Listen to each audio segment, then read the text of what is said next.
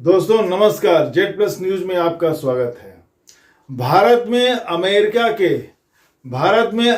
के एम्बेसडर कश्मीर गए और कश्मीर में जाकर के उन्होंने कहा कि कश्मीर भारत का एक महत्वपूर्ण हिस्सा है।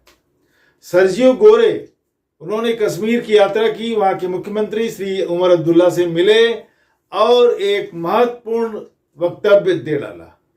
कहा कि Kashmir is very important part of India, Kashmir Bharat का एक महत्वपूर्ण हिस्सा है। हुआ वही जो होना था। पाकिस्तान ने इस पर कड़ा ऐतराज जताया, कड़ी प्रतिक्रिया करी और पाकिस्तान में वहां भी एम्बेसडर नहीं है फुल फ्लेज्ड, तो वहां के एम्बेसी, यूएस एम्बेसी के किसी अधिकारी को बुला करके और अपनी कड़ी आपत्ति दर्ज कराई इस बात पर। बदली हुई परिस्थितियों में अमेरिका का यह स्टेटमेंट आया है जो पाकिस्तान को उस समय धक्का लगा होगा, क्योंकि इस टाइम पर पाकिस्तान अपने आप को अमेरिका के बहुत करीब पा रहा है। जिस तरह से ईरान में उसने मध्यस्थता की है और ट्रंप ने कई बार वहां के सेनाध्यक्ष असीम मुनीर को लंच पर बुलाया, उनकी तारीफ भी की है, तो उसमें स्ट्रेटेजिकली क्या है कि पाकिस्तान को ईरान के विरुद्ध इस्तेमाल करना है। अमेरिका को तो इसलिए पाकिस्तान को साथ रखना पड़ रहा है क्योंकि उसे अगर ईरान से कुछ लंबी लड़ाई लड़नी पड़ी या जमीन पर उतरना पड़ा, ग्राउंड, अगर ऐसी संभावना अब तो नहीं दिख रही है, लेकिन क्या है कि अगर ग्राउंड ऑफेंसिव की बात आती है तो अमेरिका को पाकिस्तान की मदद लेनी पड़ेगी इधर से जाने के लिए। कई तरफ से अटैक होगा ना, तो पाकिस्तान को पटा के रखते हैं। वो क्रूशल इंपॉर्टेंस है। पाकिस्तान से रिलेशन खाली वही है कि स्ट्रेटेजिक है। अच्छा, तो ये एक बड़ा महत्वपूर्ण मोड़ है कि सर्जियो गोरे ने अमेरिका का स्टैंड हालांकि इस पर कई बार बदलता रहा है। शुरुआत के दिनों में भारत की आजादी के बाद अमेरिका और खासतौर से ब्रिटेन का पूरा झुकाव पाकिस्तान की तरफ था। जब कश्मीर बंटवारे की बात आई, देखिए इस पर जाते हैं थोड़ा सा इतिहास में, कि कश्मीर पर रुख हमेशा अमेरिका का बहुत एक सा नहीं रहा है, वक्त के साथ बदलता रहा है।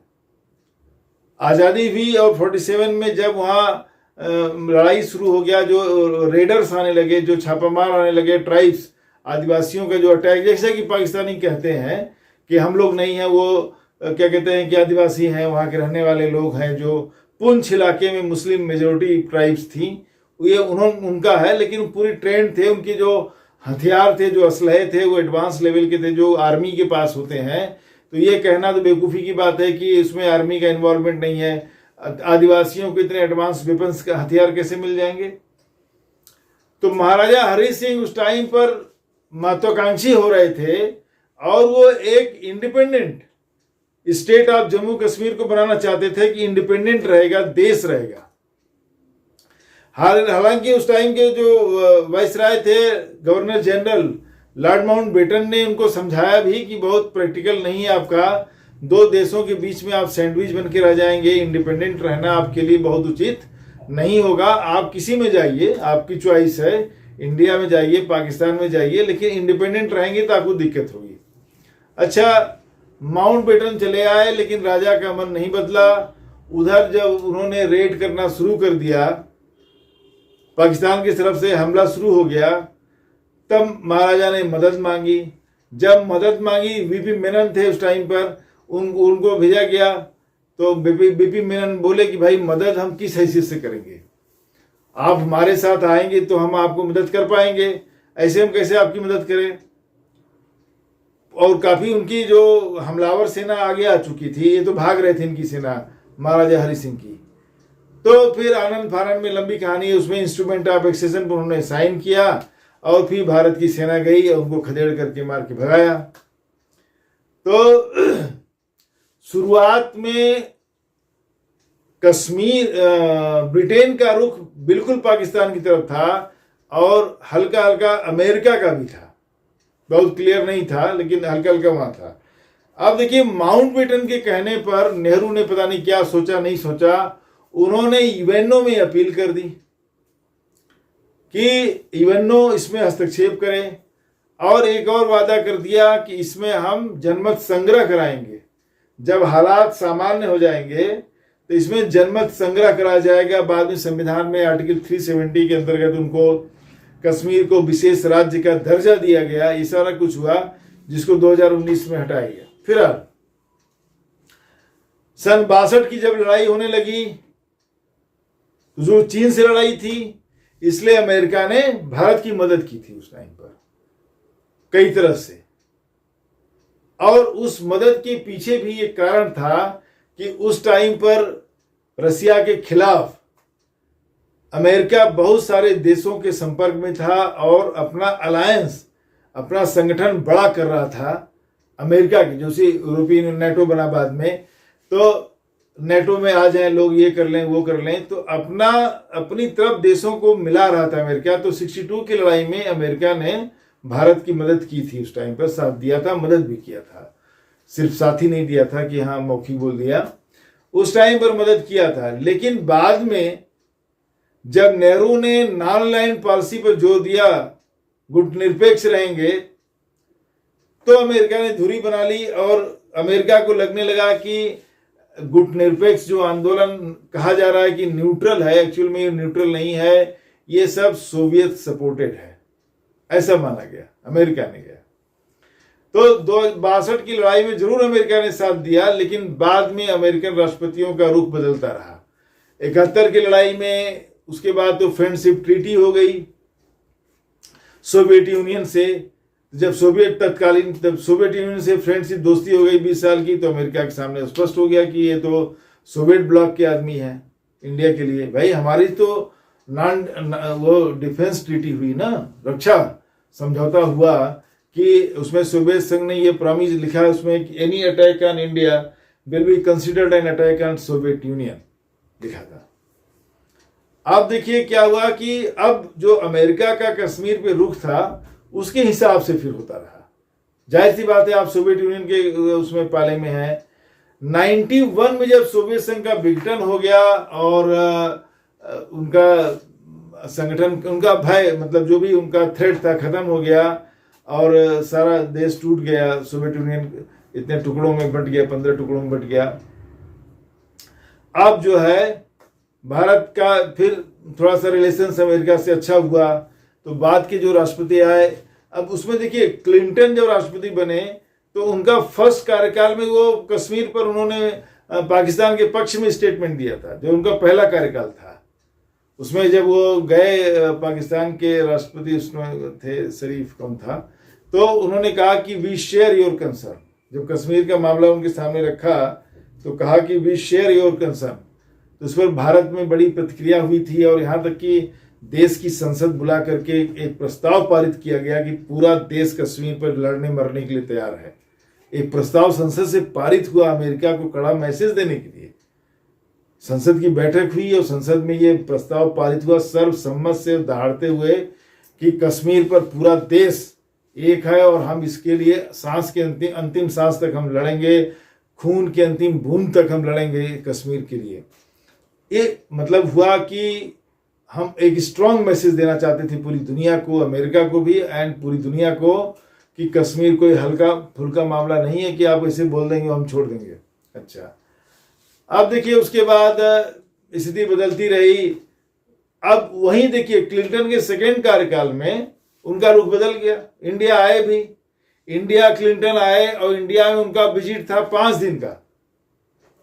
5 दिन इंडिया में रहे और पाकिस्तान खाली 1 घंटा रहे थे।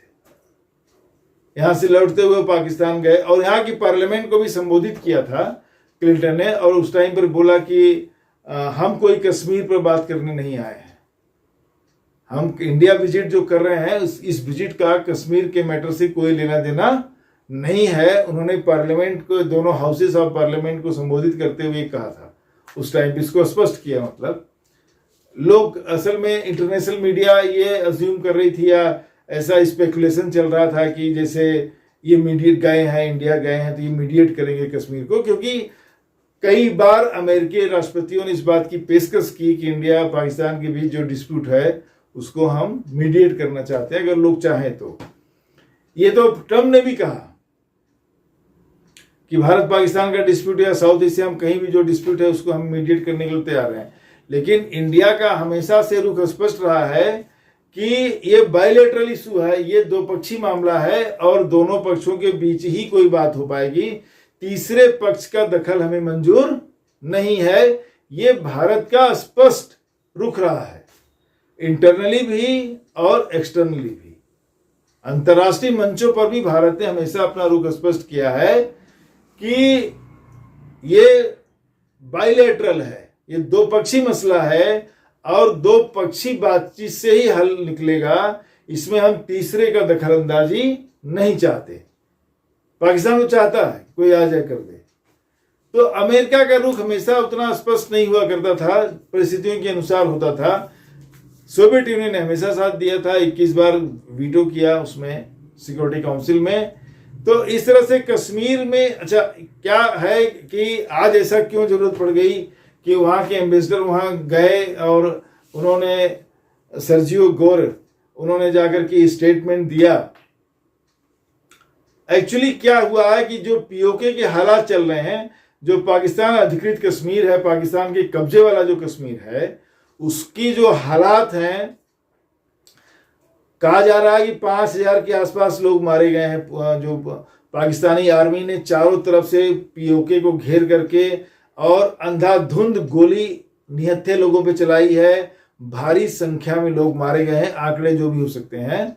कहा जा रहा है 5000 के आसपास लोग मारे गए। वहीं के वीडियोस आ रहे हैं, लोग बोल रहे हैं।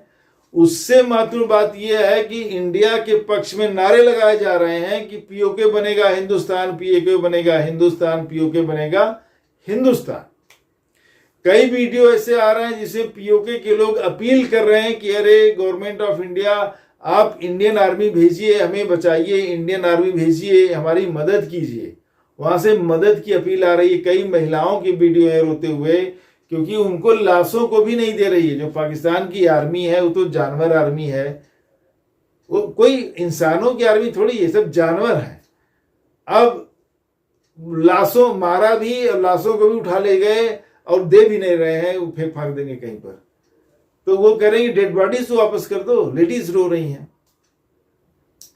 और बुरा हाल कर रखा है। पीओके में 400 रुपया किलो आटा है, न बिजली है, न पानी है, न स्कूल है, न दवा है, न अस्पताल है, कुछ नहीं दिया।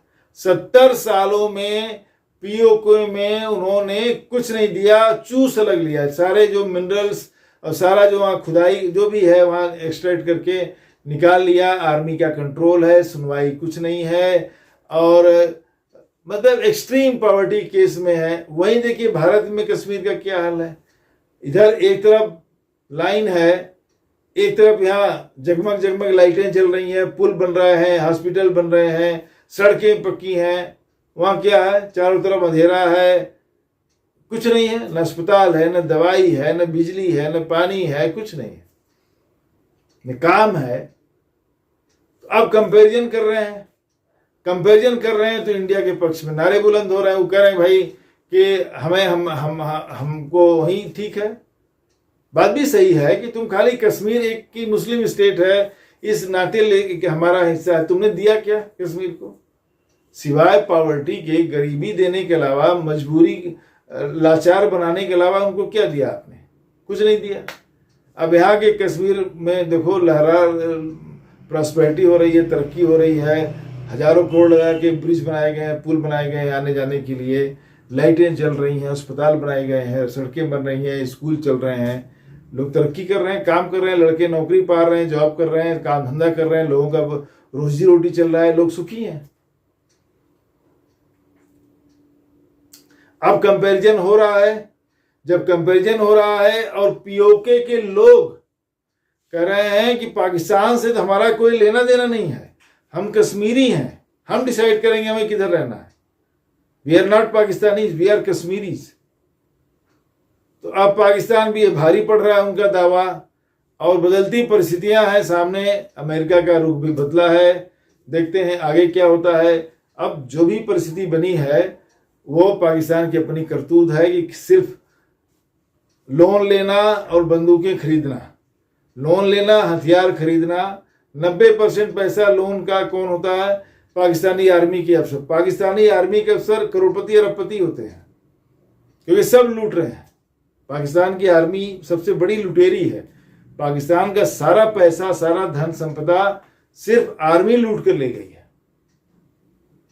आर्मी लूट रही है, आम पब्लिक को तो कुछ मिल ही नहीं रहा है। लूट लिया आर्मी ने पाकिस्तान को। तो कश्मीर पर उनका अमेरिका का रुख बहुत बदला है, एक वेलकम स्टेप है, और कम से कम कुछ सच्चाई उनको समझ में आई है अब जा करके, और पाकिस्तान का बौखलाना स्वाभाविक है। मिलते हैं दोस्तों कल किसी और टॉपिक पर, कोई और करंट अफेयर लेंगे। मेरे चैनल को सब्सक्राइब करेंगे, मुझे अच्छा लगेगा। नमस्कार, धन्यवाद।